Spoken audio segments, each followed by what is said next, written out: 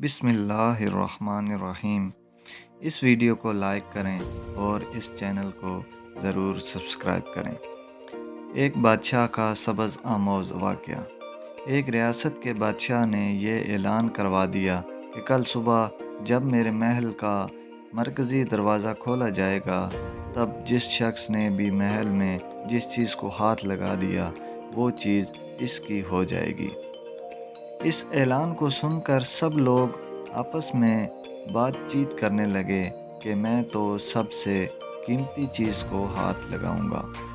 کچھ لوگ کہنے لگے میں تو سونے کو ہاتھ لگاؤں گا، اور کچھ لوگ چاندی کو، تو کچھ لوگ قیمتی زیورات کو، اور کچھ لوگ گھوڑوں کو، تو کچھ لوگ ہاتھی، کچھ لوگ دودھ دینے والی گائے کو ہاتھ لگانے کی بات کر رہے تھے۔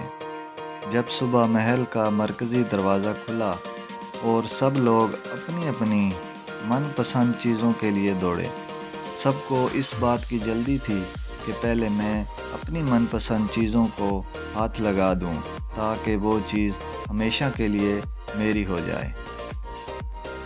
بادشاہ اپنی جگہ پر بیٹھا سب کو دیکھ رہا تھا اور آس پاس ہو رہی بھاگ دوڑ کو دیکھ کر مسکرا رہا تھا۔ اسی وقت اس بھیڑ میں ایک شخص بادشاہ کی طرف بڑھنے لگا اور آہستہ آہستہ چلتا ہوا بادشاہ کے پاس پہنچ کر اس نے بادشاہ کو چھو لیا۔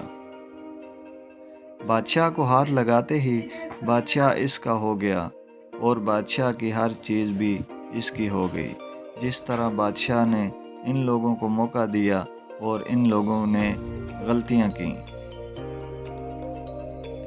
ٹھیک اسی طرح ساری دنیا کا مالک بھی ہم سب کو ہر روز موقع دیتا ہے، لیکن افسوس ہم عقل کے اندھے لوگ بھی ہر روز غلطیاں کرتے ہیں۔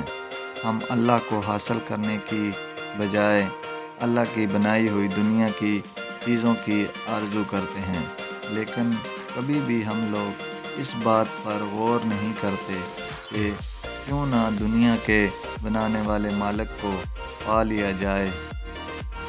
اگر مالک ہمارا ہو گیا تو اس کی بنائی ہوئی ہر چیز بھی ہماری ہو جائے گی۔